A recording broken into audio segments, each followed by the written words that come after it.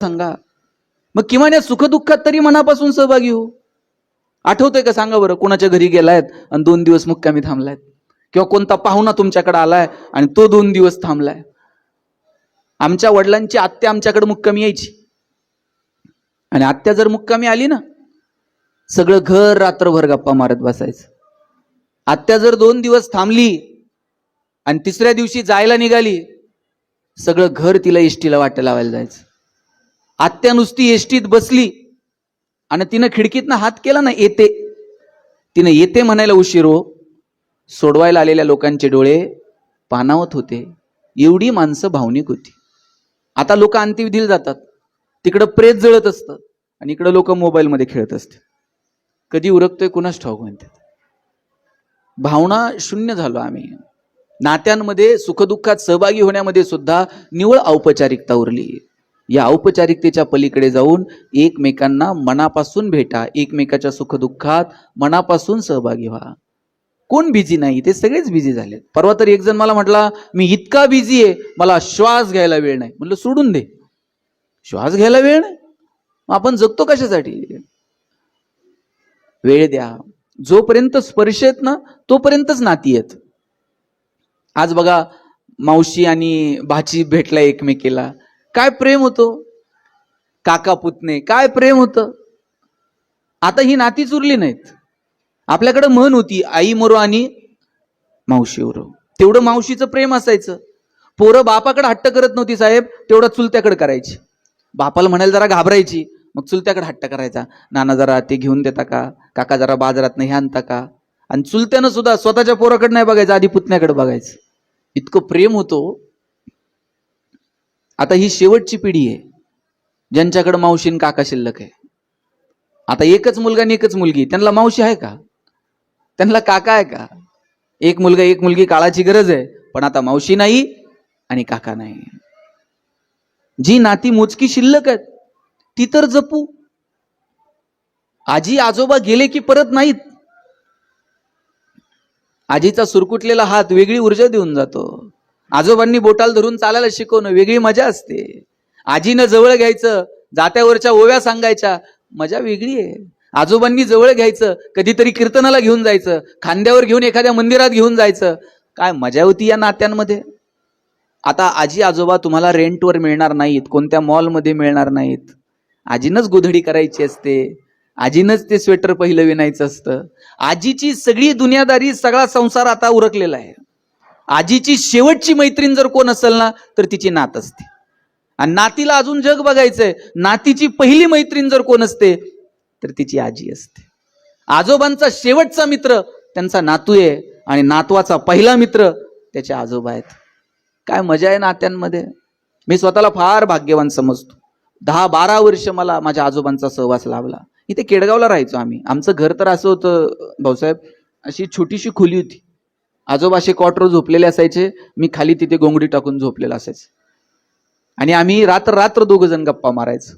तेव्हाचे ज्ञानोबा असं म्हणतात, तुकोबा असं म्हणतात, जे काही 2 गोष्टी कळाल्या त्या आजोबांमुळे कळाल्या. त्या वाटेवर चालण्याचं बळ निर्माण झालं त्या आजोबांमुळे निर्माण झालं. हा सहवास आपण आपल्या लेकरांना मिळायला नको का? ज्यांच्याकडे आजी आजोबा आहेत त्यांनी ते गावाकडे ठेवू नका. परिस्थिती असेल, गावाकडे राहावं लागत असेल तर कधीतरी नातवांना घेऊन जा, कधीतरी त्यांना इकडे बोलवा. पण नातवांचा आणि आजी आजोबांचा सहवास काहीतरी काळासाठी येईल याची काळजी मात्र घ्या. ही माणसं अशी भुरकन उडून जातात, नंतर औषधाला सुद्धा सापडणार नाहीत. बघा, अख्ख्या सभागृहात एकच माणूस शिल्लक आहे टोपीवाला, 2 आहेत, आणि 9वारीतल्या 2-3 राहिल्यात, संपल्या. आता ही माणसं तुम्हाला परत सापडणार नाहीत. ज्यांच्याकडे ही पिढी आहे त्यांना जपा, बोला त्यांच्यासोबत. या लोकांकडे पैसे नव्हते हो, पण ही माणसं जबाबदाऱ्या पेलवायला तरबेज होती. एक जण कोणतर नोकरीला लागायचा, 2 भाऊ गावाकडे शेती करायचे. शेती करणाऱ्यानं खळं झालं ना, पहिलं पोतं नोकरदाराला नेऊन टाकायचं, आणि नोकरी करणाऱ्यानं भावाला जमीन घेऊन दे, त्याला पाईपलाईन करून दे, त्याला विहीर खांदून दे, त्याच्या पोरांचं शिक्षण बघ, त्याच्या पोरींची लग्न कार्य बघ. प्रेम होतं एकमेकांमध्ये. जबाबदाऱ्या पेलवायला माणसं तरबेज होती. यांनी पैसे लय साठवले नाहीत, पण समाधानानं सुखी आयुष्य माणसं जगत राहिली. आता साठवण्याची एवढी स्पर्धा सुरू झाली आहे. या साठवण्याच्या स्पर्धेमध्ये नाती कुठं हरून गेली आमचं आम्हालाच कळलं नाही.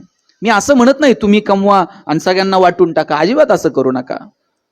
पण योग्य ठिकाणी थाप मारा, योग्य ठिकाणी आधार द्या. अडचणीत कुणी असेल तर धावून जा. प्रत्येक वेळेस खिशात हात घालावा लागतो असं नाही, कधीतरी पाठीवर थाप मारा, हे सुद्धा खूप असतं. पण त्याला जर आमच्याकडे वेळ नसेल तर मग आम्ही माणूस उरलेलो नाहीयेत, हे मात्र आपण स्वतःला सांगायला हवं. कसं जगायचं हे आपलं आपण ठरवावं. आयुष्यात कोणत्या गोष्टींना प्रायोरिटी द्यायची हे आपलं आपण ठरवावं. मी या मताचा नाही की पैसे कमवू नका. निसर्ग, समाज आणि त्यानंतर तितकाच महत्वाचा मुद्दा जर कोणता असेल तर तो म्हणजे अर्थकारण. मजबूत पैसे कमवा. कुणी जर तुम्हाला सांगत असेल 1 रुपयावर जात नाही आणि पैशाला कोंबडी खात नाही आणि पैशावाल्याला कुठं सुख आहे का आणि त्याला कुठं झोप आहे का, हे असलं सांगून तरुण पोरांना अकार्यक्षम बनवण्याचा धंदा कुणीही करू नये. तरुण पोरांना सांगा, जेवढे पैसे कमवता येतील तेवढे कमवा. फक्त तुकोबरायांचे एक विधान आयुष्यभर लक्षात ठेवा, जोडून या धन उत्तम व्यवहार आहे. आमचा व्यवहार उत्तम असला पाहिजे. आजच्या घडीला जर मला कुणी विचारलं चांगला माणूस कोणता, या जातीतला, त्या धर्मातला, या गावातला, त्या पक्षातला, मी म्हणेल ज्याचा व्यवहार चांगला तो माणूस चांगला. आपला व्यवहार चांगला ठेवता येईल का, चांगल्या व्यवहारातून चांगले पैसे कमवता येतील का, आणि कमवलेले पैसे योग्य ठिकाणी खर्च करण्याची दानत पण ठेवा. काहींना कमवायचं कळतं पण देण्याची वेळ आली ना मग मात्र त्यांना करमत नाही. मोबाईलवर त्यांना क्रेडिटेडचा मेसेज आला का असला आनंद होतो, पण डेबिटेडचा मेसेज पडला का ते अस्वस्थ होऊन जाते. अहो, निसर्गाचा नियम आहे, घेतलेला श्वास सुद्धा सोडावा लागतो. श्वास फक्त घेऊन बघा बरं, सोडायचाच नाही. जमतंय का? सोडल्याशिवाय तर नवीन श्वास घेताही येणार नाही. जे कमवलंय ते सगळं ठेवून जायचंय. इथं 2च पर्याय उपलब्ध आहेत, आहे ते ठेवून जा, नाहीतर आहे ते तुकोबारायांसारखं वाटून जा. घेऊन जायची सुविधा अजून तरी उपलब्ध नाही. म्हणून जसं कमवतो ना तसं योग्य ठिकाणी देण्याची दानत पण तुमच्या हातात असली पाहिजे. विंदा करंदीकरांची कविता आहे, देणाऱ्यानं देत जावं, घेणाऱ्यानं घेत जावं, आणि घेता घेता एक दिवस देणाऱ्याचे हात घ्यावेत. हिरव्या पिवळ्या डोंगरांकडून हिरवी पिवळी शाल घ्यावी, सह्याद्रीच्या कड्याकडून छातीसाठी ढाल घ्यावी, वेड्या पिशा ढगांकडून वेडे पिसे आकार घ्यावेत, मातीमधल्या प्रश्नासाठी पृथ्वीकडून हुंकार घ्यावेत, उसळलेल्या दर्याकडून पिसळलेली आयाळ घ्यावी, आणि शांत वाहणाऱ्या भीमेकडून तुकोबाची माळ घ्यावी. देणाऱ्यानं देत जावं, घेणाऱ्यानं घेत जावं, आणि घेता घेता एक दिवस देणाऱ्याचे हात घ्यावे. आणि माझा दावा आहे, तुम्ही जेवढं देता ना, निसर्ग तुमचं 1 रुपयाचं सुद्धा उसणं ठेवत नाही. कदाचित समाज त्याची जाणीव ठेवेल की नाही मला शंका आहे. तुम्ही जे द्याल त्याची जाणीव समाज ठेवेल की नाही मला माहित नाही, पण निसर्ग मात्र जाणीव ठेवतो. 1 दाना पेरला तर 1000 दाणे उगवतात, ही निसर्गाची पद्धत आहे. तुम्ही जेवढं द्याल त्याच्या हजारो पटीनं निसर्ग कोणत्या ना कोणत्या पद्धतीनं तुम्हाला ते परत करत असतो. म्हणून ती देण्याची दानत आम्हाला आमच्या हातात ठेवता येईल का? मी असंच एका कार्यक्रमात म्हटलं, आपल्याकडे जे आहे ना त्यातलं थोडं तरी इतरांना द्या. एक कविता आहे पहा, ज्यांच्या दारात बाग फुलून आली त्यांनी 2 फुलं द्यावीत, ज्यांचे सूर जुळून आले त्यांनी 2 गाणी गावीत, ज्यांच्या दारात आभाळ भरून आलं त्यांनी उंजळभर पाणी द्यावं, आणि ज्यांची उंची आभाळाला टेकली त्यांनी अशाच मानावर करून बघू नये, थोडंसं खाली झुकावं, आणि जी माणसं मातीत मिसळतात त्यांना थोडंसं वरती उचलून घ्यावं. मी म्हटलं तुमच्याकडे जे आहे त्यातलं थोडं तरी द्या. 2-3 जणांना एवढं टेन्शन आलं, ते म्हणले ते आपल्याच्यानं देणं नाही होणार, निघून गेले ते. आणि जाता जाता त्यांना रस्त्यात सोन्यानं भरलेला हंडा सापडला. ते हंडा बघितल्यानंतर म्हणले आता असंही फुकट सापडलंय, यातलं थोडं तर देवाला देऊ म्हणले. ते म्हणले पण किती द्यायचं? लय नाही. हातात बांगडी असते ना, बांगडी एवढं वर्तुळ करायचं असं छोटस, सापडलेलं हंडाभर सोनं वर फेकायचं, आणि जेवढं त्या वर्तुळात पडन तेवढं देवाचं, आणि वर्तुळाच्या बाहेर पडन तेवढं म्हटलं आपलं. दुसरा म्हटलं काय स्वार्थी आहेस रे तू, सगळं फुकट सापडलंय, भगवंताच्या कृपेनं सापडलंय, आणि एवढी एवढंच वर्तुळ आखायचंय, त्यात काय पडतंय का नाही पडतंय? छोटं नाही म्हणला, अख्ख्या गावाला वर्तुळ आखायचं. आणि म्हटलं मग सापडलेलं सोनं वर फेकायचं, जेवढं वर्तुळात पडन तेवढं आपलं. तुम्हाला कळतंय का नाही? आता अख्ख्या गावाला वर्तुळ आखल्यावर त्याच्या बाहेर काय पडत असतंय का? वर्तुळात पडन तेवढं आपलं आणि बाहेर पडल तेवढं म्हणले देवाचं. तिसरा म्हटला तुम्ही किती स्वार्थी आहात, तुमच्यासारख्या लोकांमुळं कोरोना परत यायची शक्यता आहे म्हणलं. जरा तर देवाला घाबरा. तुम्ही भगवंताला फसवायला निघालात. एक म्हणतोय छोटं आणि एक म्हणतोय अरे म्हणला वर्तुळच आखायचं नाही, सोनं वर फेकायचं. देव कुठं असतो? वर. मग जेवढं वर राहीन तेवढं देवाचं आणि जेवढं खाली पडल तेवढं आपलं. जगातला सगळ्यात हुशार प्राणी कोण आहे? कोण आहे? तुम्हाला शंका आहे का? कोण आहे? माणूस. आणि हे कुणी जाहीर केलंय? इतका तो माणूस हुशार आहे, त्याचं त्यानंच जाहीर करून टाकलंय. मग 2 वर्ष कोविडमध्ये आपली हुशारी गेलती कुठे? डोळ्यानं न दिसणारा एक विषाणू, पण सगळं जग जागेवरती थांबलं. लोक खिडकीतनं खाली बघायची, जनावरं रस्त्यावर फिरतायत, आम्ही रस्त्यावर कधी येणार? कोरोना कुणी बघितला का? बघितला कुणीच नाही, पण कळला मात्र सगळ्यांना. जो विषाणू डोळ्यानं साधा दिसला नाही त्यानं सगळं जग जागेवरती थांबवलं. कोण आहोत आपण निसर्गाच्या समोर? निसर्गाच्या समोर आपण कोणी कोणी नाहीत. म्हणून जे क्षण वाट्याला आले ते आनंदानं जगा. जन्म आणि मृत्यू ही जी 2 टोक आहेत ना, यातलं एकही टोक तुमच्या माझ्या हातात नाही. मधला जो प्रवास आहे तो फक्त कसा जगायचा हे आपलं आपण ठरवायचं. कुणी इथं दाव्यानं सांगू शकेल का पुढे येऊन माझ्याकडे अजून 50 वर्ष शिल्लक आहेत, माझ्याकडे अजून पुढचे 10 वर्ष शिल्लक आहेत? घेतलेला श्वास परत सोडता येईल की नाही याची खात्री नाही हो.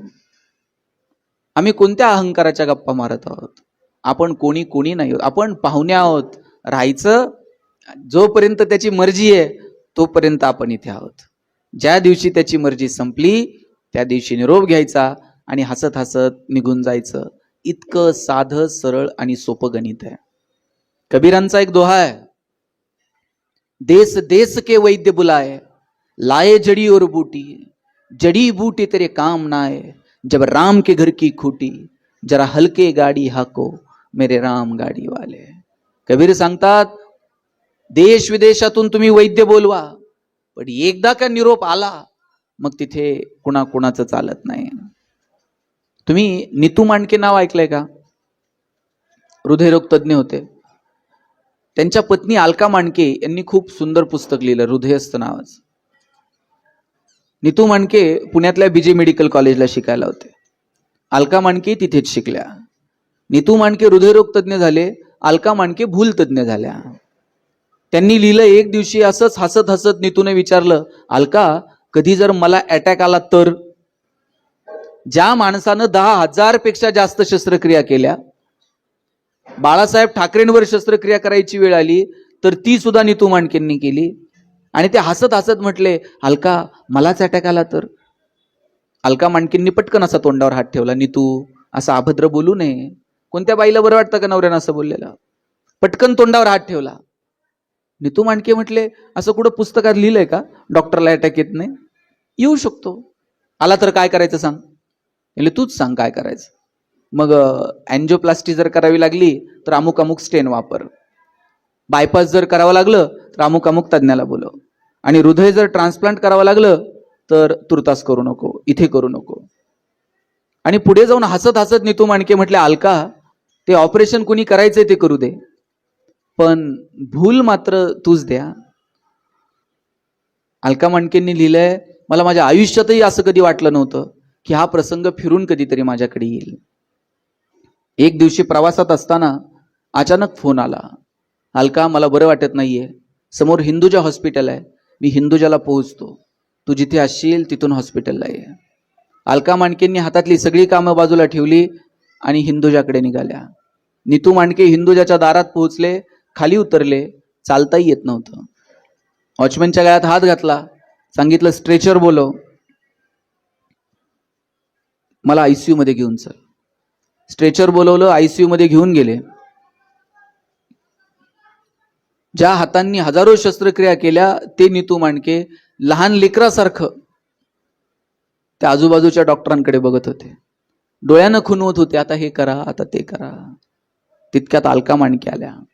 अलका मांडकेंना बघितलं, अलका मांडकेंचा हात हातात घेतला आणि म्हटले, अलका यातून मी वाचेल असं मला वाटत नाही. नीतू असं बोलू नको, मी आत्ता ऑपरेशनला घेते. सगळ्या टेस्ट झाल्या, ऑपरेशनला घेतलं. ठरल्याप्रमाणे अलका मांडकेंनीच भूल दिली, ऑपरेशनही झालं. पुढचे 3 दिवस नीतू मांडके श्वासासोबत झगडत होते. तिसऱ्या दिवशी पुन्हा हृदयविकाराचा झटका आला आणि ज्या माणसानं हजारो लोकांचे प्राण वाचवले ती नीतू मांडके हृदयरोगाने गेले, हृदयविकाराच्या झटक्याने गेले. देश देश के वैद्य बुलाए, लाए जड़ी और बूटी, जड़ी बूटी तेरे काम ना आए, जब राम के घर की खुटी, जरा हलके गाडी हाको मेरे राम गाडी वाले. जोपर्यंत त्याची मर्जी आहे तोपर्यंत आपण इथे आहोत. मर्जी संपली की सगळ्यांना एक दिवस निरोप घ्यायचा आहे. म्हणून जे नाती आहेत, प्रेम आहे ते जपा, एकमेकांना वेळ द्या, एकमेकांशी भरभरून बोला. भौतिक प्रगती केलीच पाहिजे, पण त्याच्यासाठी कुणाला दुखावू नका, त्याच्यासाठी निसर्गामध्ये कमालीचा हस्तक्षेप करू नका, त्यासाठी चुकीच्या मार्गाने काही करू नका. साधू संतांनी जो मार्ग घालून दिला